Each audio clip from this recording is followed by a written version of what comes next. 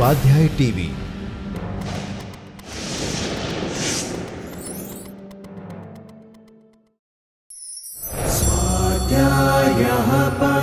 Doctor Baba Saheb Ambedkar open university.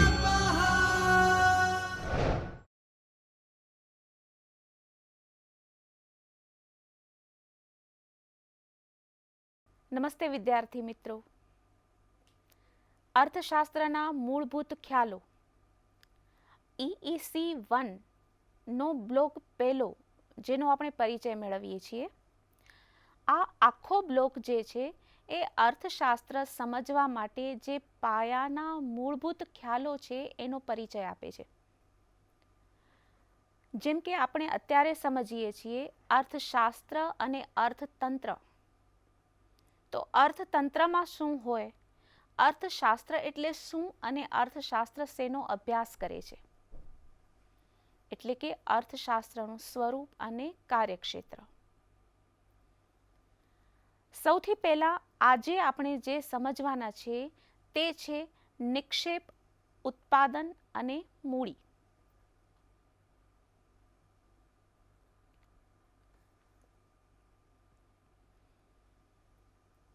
નિક્ષેપ, ઉત્પાદન અને મૂડી આ ત્રણ શબ્દો એકબીજા સાથે કઈ રીતે જોડાયેલા છે?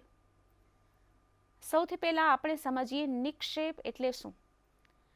કોઈ પણ વસ્તુનું ઉત્પાદન કરતી વખતે એ ઉત્પાદન સીધું જ નથી થતું, અથવા તો કોઈ એક વ્યક્તિ તેનું ઉત્પાદન નથી કરી શકતી. તેમાં સમય લાગે છે, વ્યક્તિનો શ્રમ લાગે છે, વ્યક્તિની સમજ અને કુશળતા એમાં રોકાય છે. તે ઉપરાંત એમાં ઇલેક્ટ્રિસિટીની જરૂર પડતી હોય છે, કાચો માલ જરૂરી પડતો હોય છે, વાહન વ્યવહારથી દૂરના સ્થળેથી ઘણી બધી વસ્તુઓ લેવી પડતી હોય છે, ફેક્ટરીના મકાનની જરૂર પડતી હોય છે, જમીનની જરૂર પડતી હોય છે, પાણી, આ બધાની જરૂર પડતી હોય છે. ઉદાહરણ તરીકે શાકભાજીનું ઉત્પાદન, તો એના માટે જરૂરી જમીન જોઈએ, એના માટે જરૂરી ખાતર જોઈએ, એના માટે પાણી જોઈએ, એના માટે સૂર્યપ્રકાશ જોઈએ, વ્યક્તિનો શ્રમ જોઈએ, આ બધું જોઈએ. તો આ બધું નિક્ષેપ કહેવાય છે. એટલે કે કોઈ વસ્તુનું ઉત્પાદન કરતી વખતે તેમાં જે વસ્તુનો ઉપયોગ કરીએ છીએ તે એમાં રોકાયેલું છે, એનું રોકાણ થયું છે, તે છે નિક્ષેપ. કાપડનું ઉત્પાદન કરતી વખતે તેમાં કપાસ નિક્ષેપ તરીકે છે, રંગો નિક્ષેપ તરીકે છે, રસાયણો નિક્ષેપ તરીકે છે. આ બધી વસ્તુઓથી જે ઉત્પાદન મળે છે, આઉટપુટ મળે છે, તે ઉત્પાદન. નિક્ષેપ મૂડી કહેવાય છે, કારણ કે તેની મદદથી ઉત્પાદન થાય છે. મૂડીના આપણે અલગ અલગ વિભાગો કરી શકીએ, જેમાં સૌથી પહેલા આપણે બેઝિક આગળ વધીએ તો સ્થિર મૂડી અને ચલિત મૂડી. દાખલા તરીકે હમણાં જે આપણે ઉત્પાદન લીધું, ઉદાહરણ લીધું ઉત્પાદન શાકભાજીનું, તેમાં જમીન સ્થિર મૂડી છે. સૂર્યનો પ્રકાશ, ખાતરનું પ્રમાણ, કદાચ બીજ જોઈએ કોઈ વસ્તુનું ઉત્પાદન કરવા, તો આ બધી ચલિત મૂડી છે કે જેમાં ઉત્પાદનના પ્રમાણ અનુસાર ફેરફાર થાય. સ્થિર મૂડીમાં ફેરફાર થતો નથી, એક જ વખતનું રોકાણ હોય છે. ચલિત મૂડીમાં ઉત્પાદનના પ્રમાણ અને પ્રકાર અનુસાર ફેરફાર થાય છે. પ્રમાણ વધારે હોય તો ચલિત મૂડી વધારે જોઈએ, પ્રમાણ ઓછું હોય ઉત્પાદનનું તો ચલિત મૂડીનું પ્રમાણ પણ ઓછું જોઈએ. તો ઇનપુટ અને એના કારણે આઉટપુટ, આ જે સંબંધ છે એ નિક્ષેપ અને ઉત્પાદનનો છે. આગળ આપણે જોઈએ, સૌથી પહેલા આપણે સમજીએ કે ઉત્પાદન એટલે શું. ઉત્પાદન એટલે શું? હમણાં જે આપણે ઉદાહરણ લીધું શાકભાજીનું ઉત્પાદન કરવું, કાપડનું ઉત્પાદન કરવું, લોખંડનું ઉત્પાદન કરવું, એને જ ઉત્પાદન કહી શકાય કે જેને આપણે ભૌતિક સ્વરૂપમાં ઓળખી શકીએ છીએ, પકડી શકીએ છીએ, જોઈ શકીએ છીએ. પણ અર્થશાસ્ત્રમાં ઉત્પાદનનો વિસ્તૃત અર્થ છે કે જેમાં કોઈ પણ બાબતની, વસ્તુની કે સેવાની ઉપયોગિતા વધે તેને ઉત્પાદન કહી શકાય. કારણ કે વિજ્ઞાન તો એમ કહે છે કે મનુષ્યના હાથમાં ઉત્પાદન કરવાની ક્ષમતા નથી. આપણે માત્ર તેનું રૂપાંતર કરી શકીએ છીએ અથવા તો સ્થળાંતર કરી શકીએ છીએ. મકાન બાંધકામ જ્યાં થતું હોય ત્યાં રેતીની ઉપયોગિતા છે, પણ રેતી ક્યાં છે અને મકાન બાંધકામ ક્યાં થાય છે? તો રેતી મકાન બાંધકામના સ્થળે લઈ આવવી એટલે રેતીનું ઉત્પાદન કર્યું. ખરેખર આપણે રેતીનું ઉત્પાદન કરીએ છીએ? આપણે રેતીનું ઉત્પાદન નથી કરતા, એક કુદરતી વસ્તુ છે. આપણે ફર્નિચરનું ઉત્પાદન કરીએ છીએ લાકડામાંથી, લોખંડમાંથી. આપણે લોખંડનું ઉત્પાદન કરીએ છીએ, એ કુદરતી સ્વરૂપે મળે છે. તો આપણે રૂપાંતર કરીએ છીએ અથવા તો આપણે સ્થળાંતર કરીએ છીએ. તો આ રીતે જ્યારે કોઈ પણ વસ્તુની ઉપયોગિતામાં વધારો કરવો તેને ઉત્પાદન કર્યું કહેવાય. વેપારીઓ કોઈ વસ્તુનું ઉત્પાદન નથી કરતા, પણ તે ગ્રાહક સુધી માલ પહોંચાડે છે એટલે વસ્તુનું ઉત્પાદન કરે છે એમ કહેવાય. એક ઉદાહરણ લઈએ. ડોક્ટર્સ દવાનું ઉત્પાદન નથી કરતા, એ કઈ દવા કયા સમયે લેવી એનું માર્ગદર્શન આપે છે, મતલબ કે દવાની ઉપયોગિતામાં વધારો કરે છે, તો પણ એ ઉત્પાદન કહેવાય. શિક્ષકો બુક્સનું નિર્માણ કરે છે, પણ એ બુક્સનું ક્યારે અને કઈ રીતે ઉપયોગિતામાં લેવું તેની જાણકારી આપે છે, તો આ એનું ઉત્પાદન કહેવાય. બસના ડ્રાઈવરો શું કરે છે?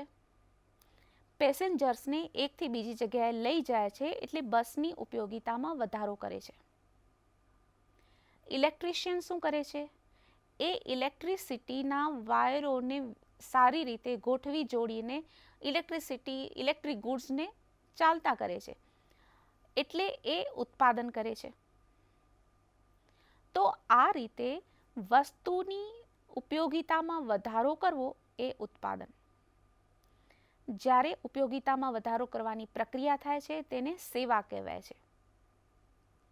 એટલે ઉત્પાદન એટલે વસ્તુની ઉપયોગિતામાં વધારો કરવો. આપણે અર્થશાસ્ત્રમાં ઉત્પાદન વિશે જાણીએ છીએ, આપણે ગ્રાહકોની માંગ વિશે અભ્યાસ કરીએ છીએ, વેપારી કેવી રીતે કિંમત નક્કી કરે છે તે જાણીએ છીએ. આ બધા સમયે આપણે કોઈક ને કોઈક ડિસિઝન લેવાના હોય છે. કયા ડિસિઝન લેવાના હોય છે? આપણે આગળ વધીએ. સૌથી પહેલાં તો શું ઉત્પાદન કરવું? એક વસ્તુ હંમેશા ધ્યાનમાં રાખવાની હોય છે કે અર્થશાસ્ત્રનો મૂળભૂત અથવા તો એકમાત્ર પ્રશ્ન છે અછત. એના ઉપર આખું અર્થશાસ્ત્ર રચાયેલું છે. જો વસ્તુની અથવા તો આપણી જરૂરિયાતો પૂરી કરતી ચીજ વસ્તુઓની અછત ન હોત તો આપણને બધી જરૂરિયાતો સંતોષાયેલી હોત. આપણે એક વસ્તુ ખરીદવા માટે સામે કિંમત ન ચૂકવવી પડી હોત. આપણે ભવિષ્ય માટે બચત કરવાની જરૂર ન હોત. આપણે સંગ્રહ કરવાની જરૂર ન હોત. એટલે આ બધા જ પ્રશ્નો ઊભા થયા છે એકમાત્ર અછતમાંથી.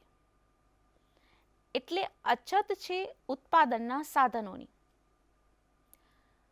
એની સામે આપણી જરૂરિયાતો કેટલી છે? અગણિત. તો એમાંથી કઈ જરૂરિયાત સંતોષવા માટે ઉત્પાદન કરવું? એના આપણે અનેક ઉદાહરણો મળે છે. આપણે આપણા જીવનના જ ઉદાહરણો લઈએ. વિદ્યાર્થી તરીકે તમારી પાસે જેટલો સમય છે એમાં તમારે અર્થશાસ્ત્રનો અભ્યાસ કરવાનો છે, એમાં તમારે ભાષાનો અભ્યાસ કરવાનો છે, એમાં તમારે સમાજશાસ્ત્રનો અભ્યાસ કરવાનો છે, એમાં કદાચ જો આપ વ્યવસાય કરતા હશો તો એ કરવાનું છે, આપ જો ગૃહિણી હશો તો ઘરના કામ કરવાના છે. આપણી પાસે 24 કલાક છે એટલે કે સમયની અછત છે. ઘણી વખત નાણાંની અછત હોઈ શકે છે. તો શું ઉત્પાદન કરવું? આપણી પાસે રાષ્ટ્ર પાસે જમીનની અછત હોઈ શકે છે. આપણે અનાજનું ઉત્પાદન કરવાનું છે કે રહેણાંક માટે રેસિડેન્શિયલ એરિયા વિકસાવવાનો છે? આપણે બસ સ્ટેશનનો વિસ્તાર કરવાનો છે કે ત્યાં પ્લેગ્રાઉન્ડ સહિત સ્કૂલ બનાવવાની છે? એટલે આપણી પાસે જે જમીન છે એના અગણિત ઉપયોગો છે, એટલા માટે આપણને જમીનની અછત લાગે છે.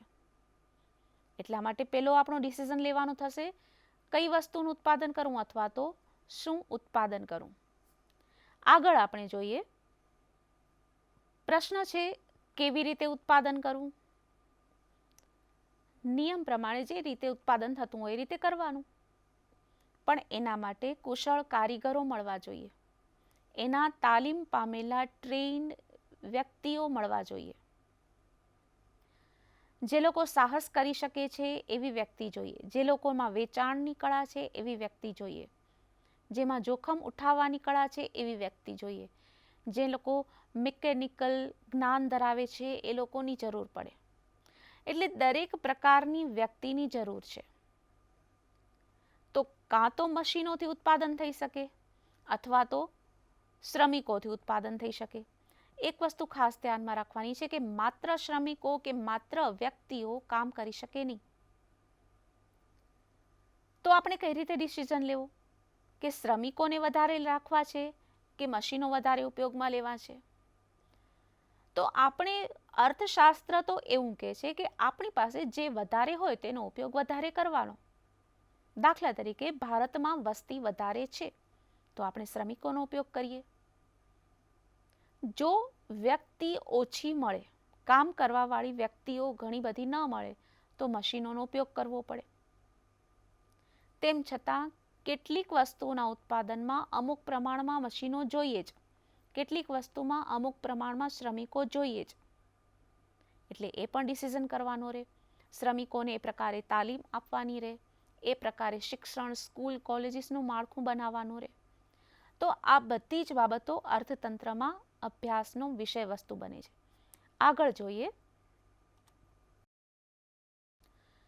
પ્રશ્ન છે કોના માટે ઉત્પાદન કરવું. આ પ્રશ્ન થોડો વિચિત્ર લાગે. આપણે બધા માટે ઉત્પાદન કરવાનું છે, આપણા બધા માટે ઉત્પાદન કરવાનું છે, પણ ફરીથી અહીંયા ધ્યાનમાં રાખવાનો છે પ્રશ્ન કે આપણી પાસે સાધનોની અછત છે. જો અનાજના ઉત્પાદન પાછળ ધ્યાન આપશું તો રહેણાંક માટે જમીન ઓછી મળશે.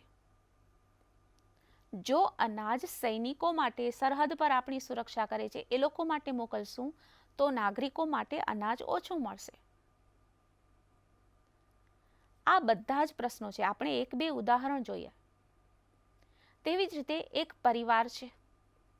પરિવારમાં નાના બાળકો છે, મોટા બાળકો છે, વૃદ્ધ માતા પિતા છે.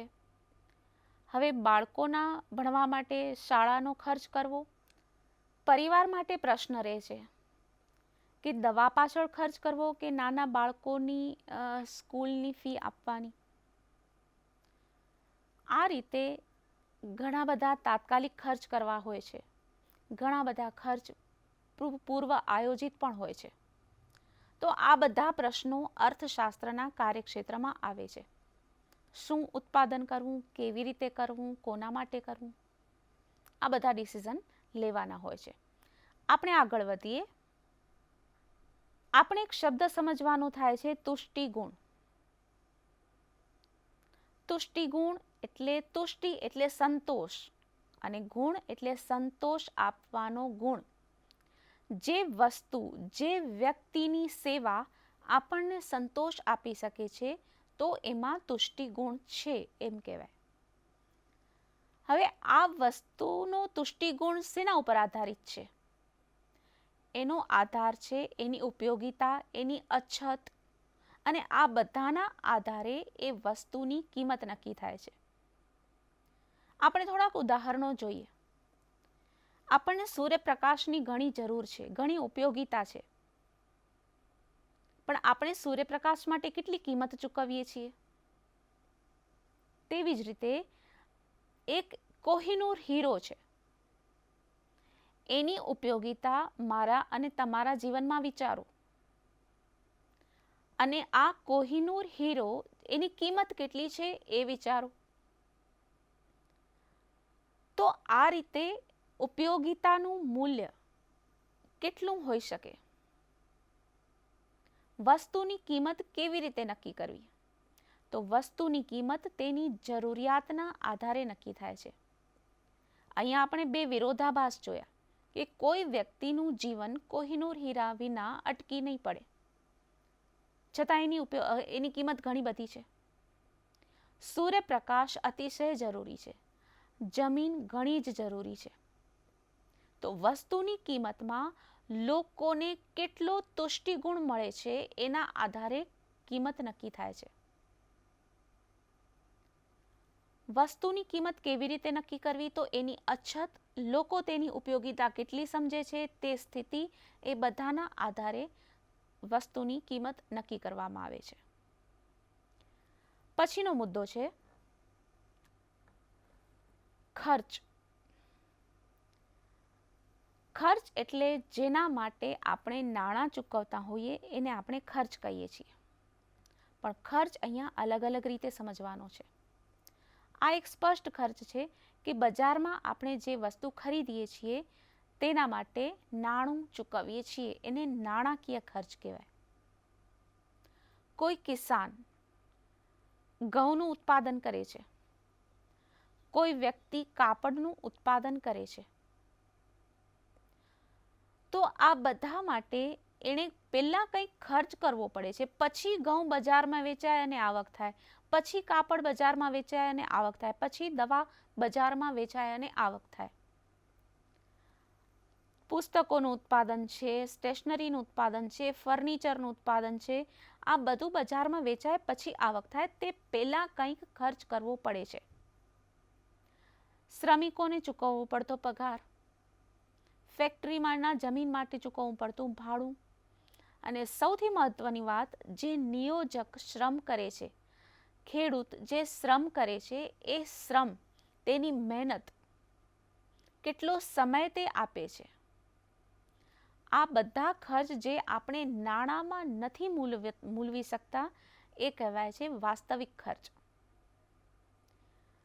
જ્યારે ઉત્પાદન થાય છે, બજારમાં મુકાય છે, તે પહેલાં નિયોજકે જોખમોનો સામનો કરવો પડે છે, માનસિક શ્રમ ઉઠાવવો પડે છે. આ બધો તેનો વાસ્તવિક ખર્ચ છે. તો નાણાકીય ખર્ચ એટલે નાણાંના સ્વરૂપમાં દેખાય, વાસ્તવિક ખર્ચ એટલે શારીરિક અથવા તો માનસિક શ્રમ. એટલા માટે જ જ્યારે કોઈ શ્રમિકને વેતન મળે છે ત્યારે તેનું નાણાકીય વેતન આપણે સમજીએ છીએ, પણ તેની સાથે સરખામણી કરાય છે કે એકચ્યુઅલી એ શ્રમિકે કેટલો સમય આપેલો છે, એકચ્યુઅલી એ શ્રમિકે કેટલો માનસિક શ્રમ કરેલો છે. એ વાસ્તવિક ખર્ચ અને તેને મળતું નાણાકીય વેતન શું બરાબર છે? જો નાણાકીય વેતન ઓછું મળતું હોય અને તેણે વાસ્તવિક ખર્ચ વધારે કરેલો હોય તો આપણે શ્રમનું શોષણ કહી શકીએ. આમ નાણાકીય ખર્ચ અને વાસ્તવિક ખર્ચ અહીંયા આપણે સમજીએ છીએ. આગળનો મુદ્દો છે વૈકલ્પિક ખર્ચ. વૈકલ્પિક ખર્ચ એટલે આમાં એક શબ્દ આવે છે વિકલ્પોનું હોવું. જ્યારે આપણે એક વિકલ્પ પસંદ કરીએ છીએ ત્યારે બીજા બધા વિકલ્પોને જતા કરીએ છીએ. અત્યારે તમે આ લેક્ચર્સ, આ વ્યાખ્યાન જોવાનું પસંદ કર્યું છે તો તમારે એ સમયે જે કામ કરવાનું થતું હોય એ વિકલ્પ તમે જતો કર્યો છે. શક્ય છે કે આ આપના ઘરના કામનો સમય હોય, શક્ય છે કે આ આપના ઓફિસનો સમય હોય, શક્ય છે કે આ આપનો આરામનો સમય હોય. તો આ વિકલ્પ પસંદ કરવાથી તમે બધા વિકલ્પો જતા કરેલા છે. જ્યારે ઘઉંનું ઉત્પાદન પસંદ કરીએ છીએ ત્યારે શાકભાજીનું ઉત્પાદન થઈ શકે એ વિકલ્પ જતો કર્યો છે. જ્યારે પ્લેગ્રાઉન્ડ સહિત સ્કૂલ બનાવવાનું નક્કી કર્યું છે ત્યારે બસ સ્ટેશન વિસ્તારવાનું વિકલ્પ જતો કર્યો છે. જ્યારે અનાજનું ઉત્પાદન પસંદ કર્યું છે તો રહેણાંકનો વિસ્તારવાનું વિકલ્પ જતો કર્યો છે. આમ એક વિકલ્પ પસંદ થઈ શકે છે. આપણી પાસેના 24 કલાકના સમયમાં આપણે એક સમયે એક કામ કરીએ છીએ ત્યારે બીજા બધા વિકલ્પોને જતા કરીએ છીએ. તો આ વૈકલ્પિક ખર્ચ કહેવાય છે. કોઈ પણ વ્યક્તિ તેના પાસેના કલાકમાં શું કામ કરવું, એમાંથી એને કયો વધારે લાભ થશે અથવા તો ઓછો ખર્ચ થશે એ નક્કી કરે છે. કિસાન નક્કી કરે છે કે શાકભાજીનું ઉત્પાદન કરવાથી વધારે લાભ થશે કે ઘઉંનું ઉત્પાદન કરવાથી વધારે લાભ થાય. જો ઘઉંનું ઉત્પાદન કરવાથી વધારે લાભ થાય તો શાકભાજીનું ઉત્પાદન કરવાનો વિકલ્પ જતો કરે છે, કારણ કે સરખામણી કરવાથી શાકભાજીમાંથી મળતી આવક ઓછી હોય. તો ઓછા ખર્ચે જે વિકલ્પ જતો કરે છે તે ખર્ચ ઓછો છે અને આવક વધારે મેળવે છે. તો વિકલ્પો છે એકબીજાના. સૈનિકો માટે અનાજ આપવું કે નાગરિકો માટે વિકલ્પ છે. પાણી ઉદ્યોગો માટે આપવું કે ખેતરો માટે વિકલ્પ છે. તો દરેક જગ્યાએ વિકલ્પોમાંથી પસંદગી કરાય છે. એટલે તો અર્થશાસ્ત્રને પસંદગીનું શાસ્ત્ર કહેવાય છે કે સતત એમાં પસંદગી કરવાની હોય છે. આ સમયે શું કરવું, આ સમયનો ઉપયોગ કઈ રીતે કરવો, આ પૈસાની બચત કરવી કે અત્યારે ખર્ચ કરવો, કઈ વસ્તુ પર ખર્ચ કરવો, દવા ખરીદવી કે સ્કૂલના પુસ્તકો ખરીદવા, સતત એમાંથી પસંદગી કરવાની હોય છે. અર્થશાસ્ત્રને પસંદગીનું શાસ્ત્ર પણ કહેવાય છે. આગળ વધીએ. સ્પર્ધા, ઇષ્ટ ફાળવણી અને બાહ્ય લાભાલાભ. સ્પર્ધા બધાની વચ્ચે હોય છે. ગ્રાહકો અને વેચનારાઓ વચ્ચે આપસમાં સ્પર્ધા, ગ્રાહકો વચ્ચે આપસમાં સ્પર્ધા. શા માટે હોય છે? કારણ કે અછત એનું મૂળ છે. બજારમાં વસ્તુ ઓછી છે એટલે દરેક ગ્રાહક એકબીજાની અંદરોઅંદર સ્પર્ધા કરે છે કે વસ્તુ ઓછી છે એ મને મળે. વેપારીઓ આપસમાં સ્પર્ધા કરે છે કે જેટલા ગ્રાહકો છે એમાંથી વધારે ને વધારે ગ્રાહકો મને મળે. ગ્રાહકો અને વેપારીઓ વચ્ચે પણ સ્પર્ધા થાય છે. ગ્રાહક ઓછી કિંમતે વસ્તુ ખરીદવા તૈયાર થાય છે. વેપારી પ્રયત્ન કરે છે કે વધુમાં વધુ કિંમત અને નફો મને મળે. તો આ સ્પર્ધા છે. દરેક વ્યક્તિની જરૂરિયાત પ્રમાણેની વસ્તુઓ હોત તો સ્પર્ધા ન હોત. આપણે સૂર્યપ્રકાશ મેળવવા માટે સ્પર્ધા નથી કરતા, પણ જ્યારે શહેર મોટું થઈ જાય છે, બહુ ઊંચા બિલ્ડિંગ્સ બને છે, ત્યારે સૂર્યપ્રકાશ મેળવવા માટે પણ વધારે પૈસા ખર્ચ કરવા પડે છે કે જેથી સૂર્યનો પ્રકાશ સીધો જ આપણા ઘરમાં મળે. તો આ રીતે દરેક વસ્તુની અછત એના મૂળમાં છે. એના આધારે કિંમત નક્કી થાય છે, એના આધારે સ્પર્ધાનું સ્તર નક્કી થાય છે. ઇષ્ટ ફાળવણીની જે આપણે વાત કરીએ છીએ તો સાધનો ઓછા છે, અછત છે. તમે એક વિચાર કરો કે આ દરેક વખતે હું રિપીટ કરું છું, સાધનો ઓછા છે, અછત છે, સાધનો ઓછા છે, અછત છે. એના ઉપર જ અર્થશાસ્ત્ર બનેલું છે. તો ઇષ્ટ ફાળવણી એટલે ઈચ્છવા લાયક ફાળવણી સાધનોની.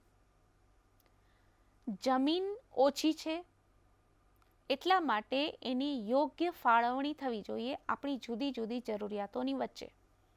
આપણી પાસે સમય ઓછો છે એટલે સમય યોગ્ય રીતે ફાળવણી થવી જોઈએ સમયની આપણા જુદા જુદા કાર્યોની વચ્ચે. એટલે તો આજકાલ ટાઈમ મેનેજમેન્ટને બહુ મહત્વ અપાય છે. તો આ રીતે ઇષ્ટ ફાળવણી કરવાની છે. સૈનિકોને પણ અનાજ મળવું જોઈએ, નાગરિકોને પણ અનાજ મળવું જોઈએ, ખેતરોને પણ પાણી મળવું જોઈએ, ઉદ્યોગોને પણ પાણી મળવું જોઈએ, ઘર વપરાશ માટે પણ મળવું જોઈએ. તો આ ફાળવણી કઈ રીતે કરાય છે, એ જરૂરિયાત કઈ રીતે પૂરી કરાય છે, એના ઉપર અર્થશાસ્ત્ર પોતાનો અભ્યાસ કરે છે. એક ક્રિયા આપણે કરીએ છીએ તો શું એ આપણને જ અસર કરે છે? એક વ્યક્તિ જ્યારે કોઈ કામ કરે છે ત્યારે એ વ્યક્તિને તો અસર કરે છે, એના આસપાસ પણ અસર એની ફેલાય છે. જ્યારે કોઈ એક વ્યક્તિ ખોરાક ગ્રહણ કરે છે ત્યારે એ વ્યક્તિની પોતાની જ ભૂખ સંતોષાય છે. પણ આપણે આગળ વધીએ. ધારો કે એ વ્યક્તિ તેણે ખોરાકનો લીધા પછીનો કચરો ગમે ત્યાં ફેંકે છે તો બધાને પ્રદૂષણ થશે. તો બાહ્ય લાભાલાભ એના અલગ અલગ આપણે પાસાઓ જોઈએ. ધારો કે એક વ્યક્તિ છે એ કોઈ એક ક્રિયા કરે છે તો એને પોતાને તો લાભ થાય છે, આસપાસના બધાને લાભ થાય છે. એક વ્યક્તિની કોઈ એક ક્રિયા છે કે જે પોતાને લાભ કરે છે પણ એના કારણે આજુબાજુ બધાને નુકસાન થાય છે. એક વ્યક્તિની ક્રિયા પોતાને પણ નુકસાન કરે છે, બાકીના બધાને પણ નુકસાન કરે છે. એનાથી ઊંધું પણ થઈ શકે, વ્યક્તિને નુકસાન, આસપાસના લોકોને લાભ. તો આ લાભ અથવા તો ક્રિયા જે પ્રસરે છે એને પ્રસારમાન કહેવાય. એના બાહ્ય લાભ એના બહાર જાય છે, એનો ખર્ચ બહાર જાય છે. ધારો કે કોઈ એક ફેક્ટરી છે, ઉત્પાદન કરે છે, જો એ નિયંત્રણ ન રાખે તો કેમિકલ્સ અને એના કચરા એના કારણે એનું બહાર પ્રદૂષણ ફેલાય છે, તો એના આસપાસ રહેનારા લોકોને નુકસાન થાય છે. તો એક વ્યક્તિનો લાભ, ફેક્ટરી નિયંત્રણમાં રાખવા માટે ખર્ચ નથી કરતી, એટલે ફેક્ટરી પોતાના નફાને જાળવે છે. એક વ્યક્તિને લાભ થાય છે પણ આસપાસ બધાને નુકસાન. એક વ્યક્તિ સિગરેટ અથવા તો પીએ છે અથવા ધૂમ્રપાન કરે છે, એ વ્યક્તિને પોતાને નુકસાન કરે છે, આસપાસ બધાને નુકસાન કરે છે. એક વ્યક્તિ શિક્ષણ મેળવે છે, એના કારણે વ્યક્તિને તો લાભ થાય જ છે, એ સમાજને પણ લાભ કરે છે. તો એક વ્યક્તિનો લાભ બધાને લાભ થાય છે. તો બાહ્ય લાભાલાભ, એક વ્યક્તિ અને એના કારણે થતી આસપાસના લોકોને અને સમાજને અસર. આ શા માટે આપણે અર્થશાસ્ત્રમાં આનું અધ્યયન કરીએ છીએ? કારણ કે અર્થશાસ્ત્ર સમાજશાસ્ત્ર છે, સમાજશાસ્ત્રનો એક ભાગ છે. એટલે એક વ્યક્તિનું વર્તન માત્ર એ વ્યક્તિ પૂરતું સીમિત નથી હોતું, આસપાસ બધા માટે પણ હોય છે. તમે પણ તમારું વર્તન વિચારજો કે આપણે જે વર્તન કરીએ છીએ એ આસપાસના લોકોને કઈ રીતે ઉપયોગી થાય છે. તમે અર્થશાસ્ત્રનો અભ્યાસ કરશો તો એનાથી તમને અને તમારી આસપાસના લોકોને શું ફાયદો થાય છે, શું નુકસાન થાય છે. બાહ્ય લાભાલાભ એટલે એકનો ખર્ચ અન્યને લાભ થઈ શકે, એકને લાભ બધાને લાભ થઈ શકે, એકને લાભ બધાને ખર્ચ પણ થઈ શકે. તો બાહ્ય લાભાલાભ આપણે જોયા. આજના કાર્યમાં આપણે શું શું કર્યું એક વખત એને ફરીથી જોઈ જઈએ. સૌથી પહેલાં તો આપણે નિક્ષેપ વિશે જોયું, એટલે કે રોકાણ. ચલિત મૂડી અને સ્થિર મૂડી એ પણ નિક્ષેપમાં જ આવે છે. ઉત્પાદન એટલે શું અને ઉત્પાદન અંગેના નિર્ણયો, કયા નિર્ણયો લેવાના હોય છે. નાણાકીય ખર્ચ, વાસ્તવિક ખર્ચ, વૈકલ્પિક ખર્ચ એ વિશે સમજ્યા. સ્પર્ધા કોની વચ્ચે હોય છે અને સ્પર્ધા શા માટે હોય છે એ પણ આપણે સમજ મેળવી. ઇષ્ટ ફાળવણી એટલે ઉત્પાદનના સાધનોની જુદી જુદી જરૂરિયાતો માટે ઇષ્ટ ફાળવણી, એના વિશે આપણે સમજ મેળવી. અને અંતમાં આપણે બાહ્ય લાભાલાભ વિશે સમજ મેળવી. તો આ થયો આજનો આપણો એક ભાગ, એક ખંડ. અર્થશાસ્ત્ર જ્યારે આપણે અધ્યયન કરીએ છીએ ત્યારે એક વસ્તુ ખાસ ધ્યાનમાં રાખવાની કે આપણે આપણા જ જીવનનું અધ્યયન કરીએ છીએ. આપણે ખર્ચ કરીએ છીએ, આપણે વિકલ્પોની પસંદગી કરીએ છીએ, આપણે ઉત્પાદન પણ કરીએ છીએ, આપણે ઉત્પાદન ખરીદીએ પણ છીએ. આપણી ક્રિયા બહાર લાભ આપે છે અથવા તો બીજાને નુકસાન પણ કરે છે. તો અર્થશાસ્ત્રના આ શબ્દો સમજ્યા પછી આપણે આસપાસની પ્રવૃત્તિઓનું અને આપણી જાતની ક્રિયાઓનું નિરીક્ષણ કરીએ છીએ. એક ખાસ વાત ધ્યાનમાં રાખવાની છે કે તમે તમારા સમયને કઈ રીતે વિકલ્પોમાં વેચો છો, ટાઈમ મેનેજમેન્ટ કઈ રીતે કરો છો, એ વિશે એક લિસ્ટ બનાવો કે કયા કાર્ય માટે વધારે સમયની જરૂર છે, કયા કાર્ય માટે ઓછા સમયની જરૂર છે.